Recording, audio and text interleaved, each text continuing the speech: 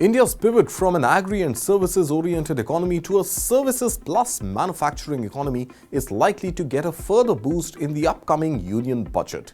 In the China Plus One New World Order, India is keen to position itself as the factory of the world, an ambition Prime Minister Narendra Modi has nurtured from his very first term in office all the way back in 2014.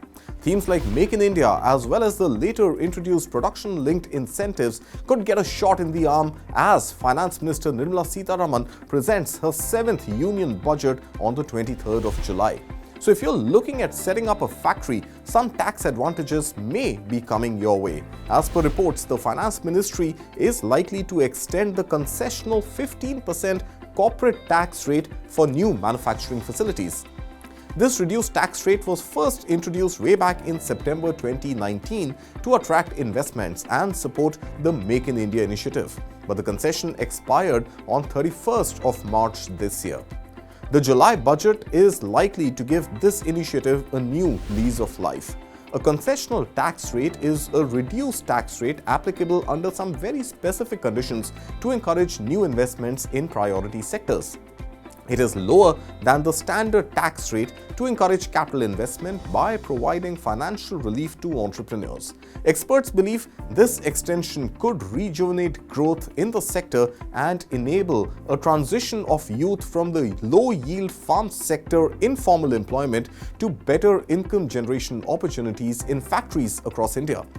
Besides job creation alone, the manufacturing sector could benefit from increased public spending on infrastructure, fostering innovation, enhancing the performance of Indian businesses in global markets and making the economy more resilient.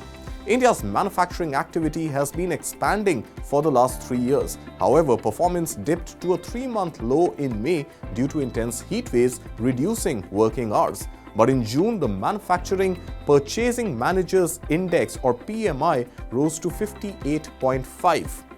Now for context, a PMI reading above 50 means growth and a number below 50 means degrowth. The move to restore favorable tax treatment to fresh investments in setting up factories comes at a time when many corporate and bank balance sheets have been cleaned up under the Insolvency and Bankruptcy Code or IBC, and this is supporting new cycles of private investments.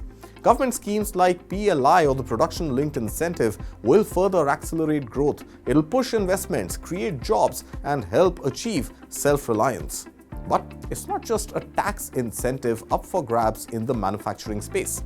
The Finance Ministry may look at expanding the PLI scheme beyond the current 14 sectors, and this could include more labor-intensive sectors like textiles, footwear, and toys, changing the classification norms of MSMEs for non-performing assets or NPAs from 90 days limit to 180 days. And in addition to all of this, rationalizing direct taxes for the middle class. The manufacturing sector, which accounts for about 14% of India's GDP, expanded by almost 10% in the financial year 2024 after a 2.2% contract in the previous year. In FY19, 15,860 manufacturing companies were registered, improving to over 23,000 in FY20 and remaining between 31,000 to 35,000 for the next 3 years. In FY24, however, 27,853 manufacturing companies were registered. India's next phase of growth is slated to come from manufacturing.